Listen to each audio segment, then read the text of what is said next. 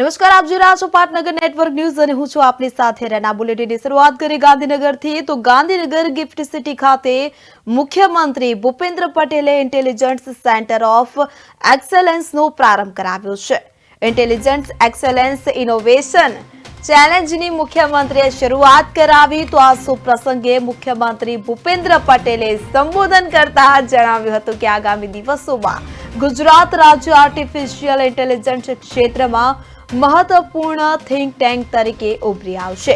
मुख्यमंत्रीश्रीए स्टार्टअपमां innovative सोल्यूशनना early adoption माटेना 10 awards पण एनायत कर्या हता।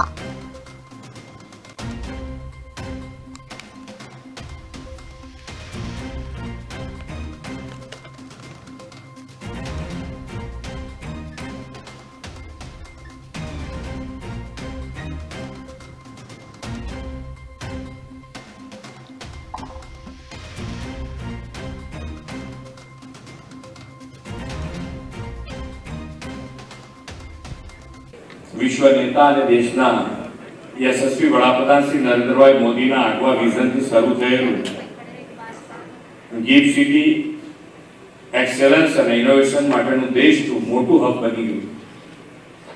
આદરણીય વડાપ્રધાન શ્રીનું સ્પષ્ટ માનવું છે કે આપણે વિશ્વના બદલાતા પ્રવાહોને સમજીને અને તેમાંથી એક કદમ આગળ ચાલીએ તો જ આપણે વૈશ્વિક સ્પર્ધામાં ટકી શકીએ। તેમની દૂરંદેશીના પરિણામે ગિફ્ટ સિટી દેશના પ્રથમ ફાઇનાન્શિયલ ટેક સિટી તરીકે ઉભરી આવ્યું અને તેમાં સતત નવા આયામો આપણે ઉમેરતા રહ્યા છે।